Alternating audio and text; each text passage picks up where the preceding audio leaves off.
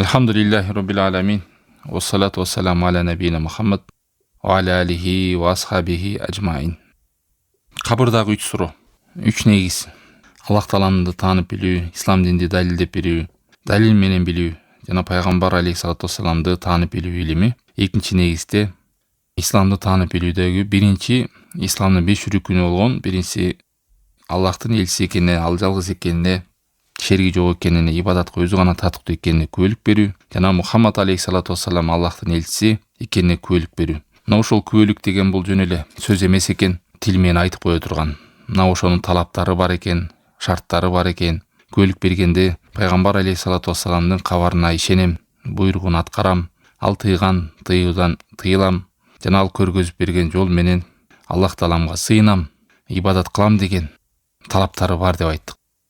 Ошол эң биринчиси пайгамбар алейхиссалату вассалам буйруган буйрукка баш ийүү. Эгерде ушулардын кайсы бири адам аткарбай андан жүз буруп, же баш ийбей турган болсо, же тыйылбай турган болсо, же пайгамбар көргөзүп берген жол менен Аллах Тааламга сыйынбай турган болсо, анда күбөлүгүнө доо кетет. Күбөлүк бергени ката болуп калат. Мына ошол биринчиси буйругуна баш ийүү деген. Бул боюнча Аллах Таалам Куранда бир нече жерде эскерткен. Ниса сүрөсү 80-аятында Май юти эр-расуля факод ато Аллах. Ким Аллахтын элчисине баш ийген болсо, ал Аллага баш ийген болот. Ниса сүрөсү 64-аят Ома арсална мир расулин илля лиютоа би изнилля. Биз элчини силерге жибердик, баш ийишиңөр үчүн. Аллахтын буйругу менен, уруксаты менен силер элчиге баш ийиш үчүн жүрөт. Аллах Тааламдын элчини бизге жөрөтүүнүн максаты биз аны ээрчишибиз, баш ийишибиз. Мындайча айтканда, Аллах Таалам өзүнө болгон баш ийүүнү пайгамбар алейхиссалату вассалам болгон баш ийүүнү бирге байлап айткан. Кимде ким Аллахтын элчисине тоң моюндук кылса, Аллахтын элчисине баш ийбесе, ал Аллахка баш ийбеген болот. Кимде ким Аллахтын элчисине баш ийген болсо, ал Аллах Тааламга баш ийген болот. Пайгамбарга күнөөкөр болгон адам Аллахка да күнөөкөр болду. Нур сүрөсү 54-аят Оман ясиллаха ва расуля фа инна лаху нара жаханнама халидина фиха абада. Кимде ким Аллахка жана Аллахтын элчисине күнөөкөр боло турган болсо, тоң моюндук кыла турган болсо, анын бара турган жери тозок, тозокто түбөлүк калышат. Жин сүрөсү 23-аят. Нур сүрөсү 54-аятында дагы Уаин туты уху тахтаду. Эгерде силер элчиге баш ийсеңер, хидаятта болосуңар. Эгерде силер пайгамбар алейхиссалату вассаламга моюн сунуп баш ие турган болсоңор, түз жолдо болосуңар, хидаятта болосуңар. Нур сүрөсү 56-аят Ва атиур расула лааллакум турхамун. Элчиге баш ийгиле, мына ошондо силерге ырайым төгүлөт, мээримге Алланын ырайымына бөлөнөсүңөр деп. Кимде ким пайгамбарга күбөлүк берем Аллахтын элчиси деген адам пайгамбарга баш ийет экен. Себеби бул баш ийүү күбөлүктүн талаптарынан. Күбөлүк берген адам ал убада берип атат, баш ийем деп. Хашр сүрөсүнүн 7-аятында Оматакум расулу фахуду оманахакум анху фантаху. Аллахтын элчиси эмнени алып келген болсо, силер ошону бекем кармангыла. Оманахакум анху фантаху. Элчи эмнеден тыйган болсо, силер тыйылгыла. Ушул аяттын бардыгы эмнеге далалат? Аллах Тааламдын буйруктары пайгамбарга баш ийгиле деген. Бул күбөлүктүн талаптарынан экен.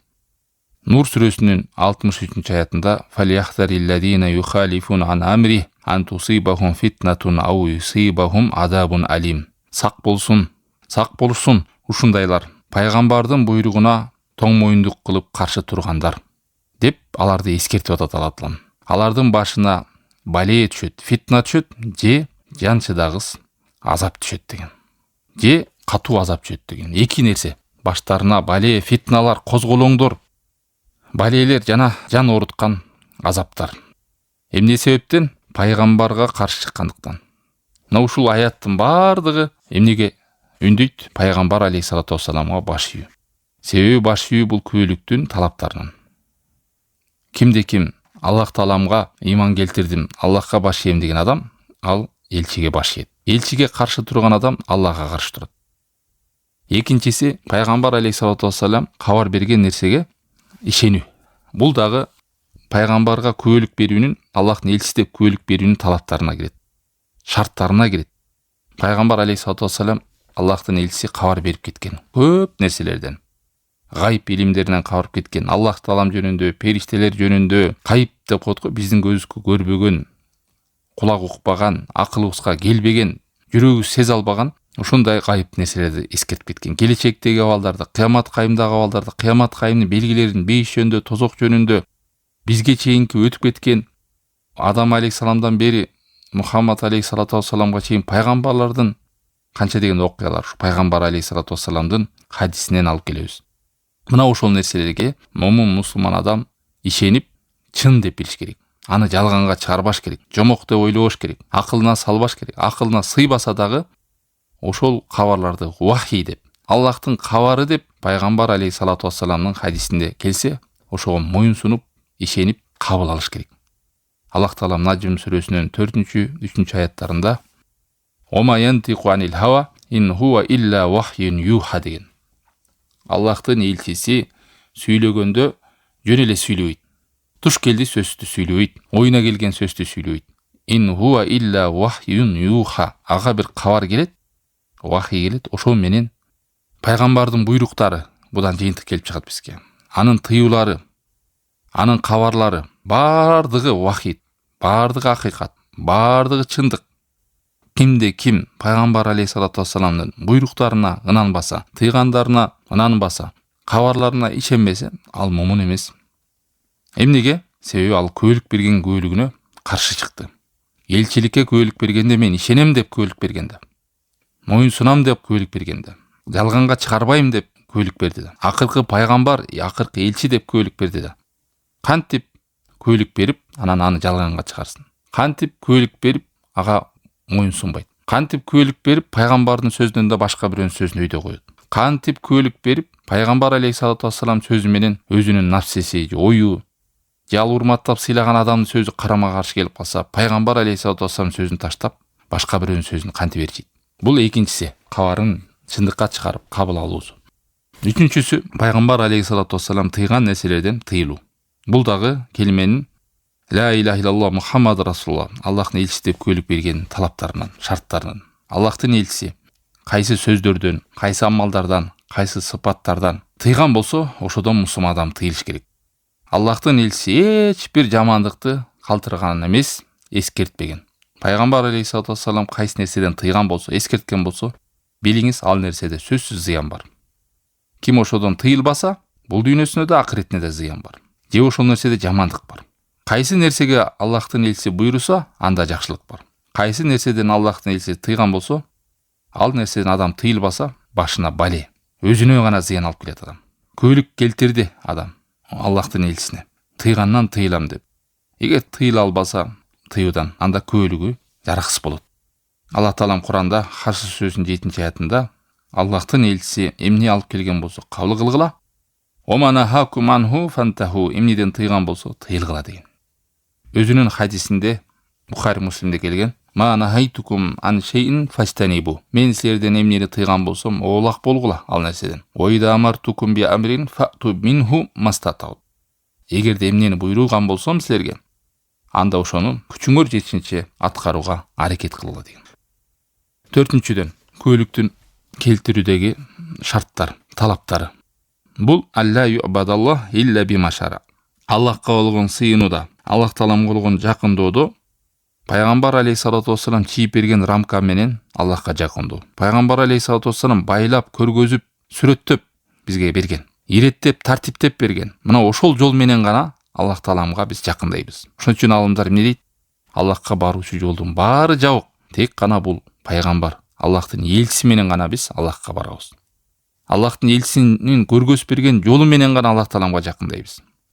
Ушундай бир ибадатты адам алып келбеш керек. Же ушундай бир жакындоону таап албаш керек. Менин оюм жакшы, мага жакшынакай көрүнүп атат. Эми бул эмне сооп эле го? Мунун эмнеси зыян? Жакшы ой менен кылдым, жакшы ниет менен кылдым. Мага кооз көрүндү деген ой менен, ошондой сезим менен көрүнгөн нерсең жакшы көрүнсө, ошол менен жакындайм деп ойлоо. Аллахтын элчиси андай жолду көргөзүп бербедиби? Аны менен Аллахка жакындабайбыз. Себеби ниеттин туура болгондугу ал ибадаттын туура дегенин билдирбейт. Ибадатта ниетти Аллах тааламга ихлас кылабыз. Ал эми ошону кылышында пайгамбар алейхиссалату вассаламга ээрчийбиз. Ээрчүү. Ошон үчүн ибадаттарды тауқифия деген. Тауқифия деген сөз ал бир адат болуп келбейт. Ал адамдын көзүнө туура көрүм калса эле ал жасала бербейт. Ал Аллахтын элчиси көргөзүп берген жол менен гана Аллах Тааламга жакындайбыз. Ошон үчүн пайгамбар алейхиссалату вассалам хадисинде кимде-ким бир амал кылып, ал амалда менин буйругум болбосо деп атат. Биздин буйрук болбосо деген шарият болбосо, фахуарот, ал өзүнө кайтарылат. Өзүнө пайдасы жок ан, балким күнөөкөр болот. Ошон үчүн канча деген чакырыктарында пайгамбар алейхиссалату вассалам өлөр алдында дагы осуяттарында да алейкум бисуннати, силерге парс болот, милдет болот, менин сүннөтүмдү бекем кармангыла. Хулафай Рошидин, Абу Бакр, Умар, Усман, Алилердин жолдорун кармагыла. Мен өтүп кеткендейин. Азут тишиңер менен бекем кармагыла. Динге жаңылык киргизүүдөн улак болгула. Себеби ар бир жаңылык бул бидат деген. Ал эми ар бир бидат бул адашуу деген. Ал эми ар бир адашуу бул тозокко кирет деп. Ушунун баары эскертүү эмне? Өзүңдүн оюң менен эле өзүң бир жаңылык кылып эле киргизе бербе. Себеби мунун баардыгы күбөлүк Мухаммад Аллахтын элчиси деген күбөлүктү буза турган кадамдар туугандар. Эгерде ар ким өзүнүн туура көргөнүн кыла берсе, ар ким бир жактан чыгарып динден кыла берсе, анда Аллахтын элчисинин эмне кереги бар бизге? Анда пайгамбардын эмне кереги бар? Кимге туура көрүнсө, жакшы ой менен кылып атам деген нерсе менен кыла бере турган болсо. Мына ошол жакшы оюңду пайгамбар алейхиссалату вассалам көргөзүп берген рамкага салыш керек. Эгер ошого туура келсе, кыласыз. Туура келбейби, аны кылбайсыз. Ибадатта Аллах Таалам үчүн кылуу ихлас, бирок ошонун формасы, сүрөтү, сыпаты, чийип бергени, бүт көргөзүлгөн жолдун баары пайгамбар алейхиссалату вассалам жолу менен болуш керек. Мына шам намазы 3 рекет, шамдан кийин 2 рекет, куптан 4 рекет барса, андан кийин 2 рекет сүннөт окуп атасың, витр намазын окуп атасың, асырды 4 рекет окуп атасың, бешимди 10 рекет окуп атасың. Эмнеге багымдаттан 10 рекет окуп салбайт? Себеби баары айтат, пайгамбар алейхиссалату вассалам ушинтип көргөзүп берген. Багымдатта 6-8 рекет окубайм. Мына ошондой бүт нерседе, кайсы нерседен сооп үмүт кылсаң, анда карап көр, ушуну пайгамбар алейхиссалату вассалам көргөзгөнбү? Ушундай кылып бизге буйрук бергенби? Бирок тилекке каршы кээ бир мусулмандар ибадаттын белгилүү эле өзүнө кылган жерлеринде кылат да, башка нерселерде сурабайт. Мынтип билиңиз, кайсы нерседен сооп үмүт кылсаңыз, ушулга сооп бар же күнөө бар десе, анда пайгамбар алейхиссалату вассалам тыюусу керек, же пайгамбар алейхиссалату вассаламдын буйругу көрсөтмөсү керек. Ансыз жөн эле сооп болбойт. Пайгамбар алейхиссалату вассалам шарият кылып бербеген, көргөзүп бербеген нерсени адам ибадат деп кыла турган болсо, бул бидаттагы терс иш болот. Ал тыйылган иш. Сооп болбой эле ал нерсе күнөөкөр болот. Аны ким гана кылбасын? Кээде баланча молда кылып атпайбы, анан тиги деле кылып атпайбы, элдер деле кылып атпайбы, тигилер деле кылып келген го деген нерсе, аны кыла бер дегенге далил катар жарабайт. Ал адашуу бойдон калат, бидат бойдон кала берет. Фала ю'бадуллах илля бима шара аля лисани расулихи саллаллаху алейхи вассалам. Аллах Тааламга пайгамбар алейхиссалату вассаламдын тили менен, айтып берилген жол менен, көрсөтүп берген көрсөтмөсү менен сыйынылат. Ар бир жаңылык киргизилген нерсе, ар бир жанандай ырым-жырымдар, диндеги жок нерселерди ошол менен сыйынам, жакындайм деген баардыгы жалган адашуу. Ва нақс ва далал аля ман атабиха. Ким ушундай жасай турган болсо, ачык айкын адашууда, кемчиликте, бидатта, жалганда болот. Жүрөгүндө мен жакшылыкты көздөп атам, максатым тунук, мен соопту көздөп атам деген ою болсо дагы. Эмнеге? Фа иннал айбрата лайсат бил мақасид. Себеби сооп болуна турган нерсе адамдын ниети үчүн эле эмес. Жакшылыкты көздөп койгондугунан эмес. Ошол жакшылык көздөгөн максатыңды пайгамбарга ээрчүүгө саласың. Пайгамбарга буйругун аткарууга саласың. Пайгамбар алейхиссалату вассаламга байланууга. Валау кун ахраран нати бима наша. Эгерде биз ушундай эркин болгонубузда, каалаган нерсебизди жасай беребиз. Каалаган нерсени көбөйтөрөбүз ибадатта, каалашынча. Каалаган нерсени кыла беребиз, Кудайга жакындайбыз. Анда Аллах Таалам элчини жөнөтүштөн биз муктаж болбойт элек. Анда Аллах Таалам жөнөтпөйт эле элчисин. Бирок Аллах Тааламдын ырайы менен, бизге болгон жакшылыгы менен биздин өзүбүздүн акылыбызга, баланчанын сөзүнө же баланчалардын адаттарына, ырым-жырымына таштап койгон жок. Антпесе адам балдар кырылышып жатып калмак. Сеники туура, меники туура деп. Силердикинен биздики жакшы деп. Биз ушинтип кылып келгенбиз деп. Адамдардын акылы ар башка. Түрлүү түркүн башаламан болмок Алла сактасын. Ар ким өзүнүн молдосун айтып, ар ким өзүнүн туура өскөн жерин айтып, өзүнүн адатын айтып, өзүнүн ырым-жырымын айтып отуруп башаламан болмок. Но үммөттүн биригүүсү пайгамбар алейхиссалату вассаламдын сүннөтүнө биригүүдө. Үммөттүн биригүүсү акыйкатка биригүүдө. Куран сүннөткө биригүүдө. Но ушунун баардыгы шариатка кайташ керек. Шариат Аллахтын буйругу, пайгамбар алейхиссалату вассаламдын буйругу. Эч бир адамга сооп жазылып пайда бербейт, качанга чейин пайгамбар алейхиссалату вассаламдын жолуна шайкеш дал келмейинче. Жана Аллах Тааламдын шариятына дал келмейинче. Мына ушул нерседен адам баласы неден коркот? Бидат кылуудан, жаңылык киргизүүдөн. шарияттагы жок нерсени бар деп ошол менен Аллах Тааламга сыйынуудан, ошол нерсени жасап сооп үмүт кылуудан сак болот. Кимде ким бир жаңылык нерсени динде кылып, ал нерсени пайгамбар алейхиссалату вассалам кылбаган болсо, ал кыла берген болсо, мен жасай берем, мен кыла берем десе, анда эмне болот? Анын күбөлүгү жалган болот. Келтирген күбөлүгү жараксыз болот. Себеби күбөлүк бербеди. Мен элчинин ээрчим, буйругун аткарам, тыйганынан тыйылам, кабарына ишенем, Аллах Тааламга мен ушунун көргөзүп берген жолу менен сыйынам деп убада берип атасыз да. Анан айтып туруп эле, жок, анан тиги деле кылып атпайбы? Ушинтип эле кылып келдик элек го. Ушинтип эле чоңойдук элек го биз. Ал тараза эмес да. Ошентип чоңойгонуң, ошентип кылып келгениң, эмне ал вахийби кылып келген? Баланча деле кылып жүрбөйбү же ошонун кылып жүргөн туура деп Алла Таалам кабар берди элес. Тараза бул Аллахтын китеби, пайгамбар алейхиссалату вассалам сөзү. Мына ушул нерсеге таразага салынат. Барбы? Аткарасыз. Жокпу? Аткарбайсыз. А эгерде анда аткарбай турган болсо, анда Аллахтын элчисине эмне кереги бар? Анда күбөлүгү жалган болот. Күбөлүк келтирген адам акыйкатта туура болсун десе, ал мына ушул пайгамбар алейхиссалату вассалам чийип берген жол менен, шарият менен жашайт. Жаңылык нерсени киргизбейт. Өзүнүн оюнан бир нерселерди алып келбейт. Бир жаңы нерселерди ээрчибейт. Мына ушулардын бардыгы эмне? 4 нерсе Аллахтын элчиси экенине күбөлүк келтирүүнүн мааниси туугандар. Бул жөн эле оозу менен ла илаха иллаллах Мухаммаду расулуллах деп айтып кое турган жөн эле сөз эмес. Ал тилдеги сөз, анын айтуу менен адамга милдеттендирилет. Жоопкерчилиги бар мунун нерсе. Убадасы бар. Аны амал менен аткарбаса, жөн эле тили менен айтып койсо, ага байланбаса, моюнсунбаса, анда күбөлүгү эмне болот? Алла сактасын, жараксыз болот. Тилекке каршы туугандар, көп адамдар ла илаха иллаллах Мухаммад расулуллахты келтирген күбөлүгү, ушул келмедеги талаптарды, келмедеги шарттарды, ошону бузуучу кадамдарды кайдыгер. Мухаммад расулуллах деп келтирген күбөлүгүнө каршы келген ойлору бар, каршы келген сөздөрү бар, каршы келген амалдары бар, каршы келген адаттары бар. Билбейт да кээбилер үйрөнбөсө кайдан билет? Келмени айтып коюп, эгерде келмени жөн эле айтып кое турган болсо, ушул менен жардам бере турган болсо, анда мушриктерге жардам бермек, анда мунафыктарга жардам бермек. Себеби мунафыктар айтып эле жүргөндө ла илаха иллаллах Мухаммад расул. Керек болсо намазга келип коюп жүргөн. Эгер тил менен айтканда, мунафыктарга пайгамбар алейхиссалату вассалам доорунда тозоктун түйүндө калат деп Алла Таалам кабарлады го. Ошолорго пайда бермек. Жүрөк менен ишенип коюп, бирок амал кылбаганда, анда мушриктерге пайда бермек да. Себеби Меккенин мушриктери, пайгамбардын абакеси, өзүнүн атасынын бир туугандары, чоң атанын бир туугандары пайгамбардын пайгамбар экенине ишенген да. Мунун кабары чын экенине ишенген, буйруктары туура экенине ишенген, бул тыйып аткан нерселер жаман экенин да билген да. Бирок алар эл эмне дейт, журт эмне дейт, башка эл эмне дейт, өзүнөн чыккан жаш баланы ээрчип кетти деп айтат деп текеберленип ээрчибей койгон да. Бирок жүрөктөрүндө ишенген да. Эй Мухаммад, алар сени жокко чыгарган жок. Алар көк беттенип текеберленип атат, көгөрүп атат, эрегишип атат деп Алла Таалам эскерткен да. Ошон үчүн бул нерсеге олуттуу караш керек. Туугандар, бул жөн эле оозу менен айтып кое турган, жүрөп кутулуп кетем деген нерсе эмес. Канча адамдар ушинтип жеңил карап жүрүшөт. Мухаммад расулуллах деп каршы сөздөр сүйлөшөт. Өзүм билгендей сыйынам дегендер бар. Өзүмө эмне туура көрсө ошону аткарам деген сөз бар. Талашып бир нерсе түшүнбөй калса, кайта турган булагы, чече турган чечимди сүннөттөн издебейт. Бир ырымдан издегендер бар.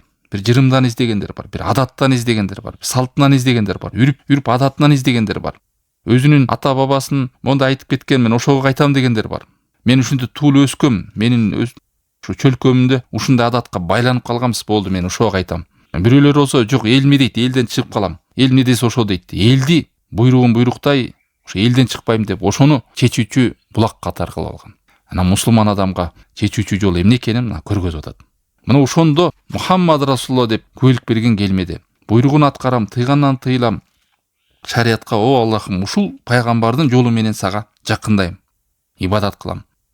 Ал эми бүгүнкү күндө мына караңыздар, жер бетинде мусулмандардын каны арзыбаган нерсеге төгүлүп атат. Канча деген согуштар болуп атат. Мусулмандар кыйналып атат. Бул каяктан? Бүт пайгамбар алейхиссалату вассалам каршы келгенден.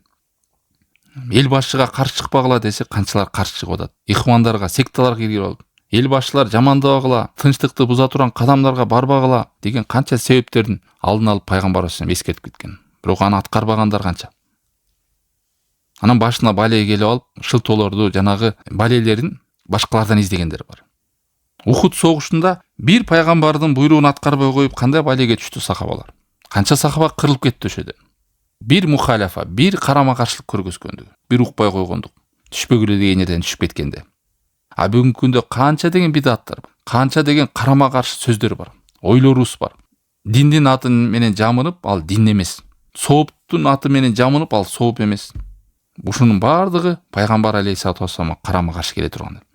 Көйлүк келтирүү келменин бир мааниси Аллахка жакындай турган жол, соопту жыйнай турган жол, жакшылыкка жетүү турган жол пайгамбар алейхиссалату вассалам көргөзүп берген, чийип берген рамканын жолу менен жакындайм деген сөз. Жаңы келтирген аяттардын, далилдердин бардыгы ошого далалат кылат.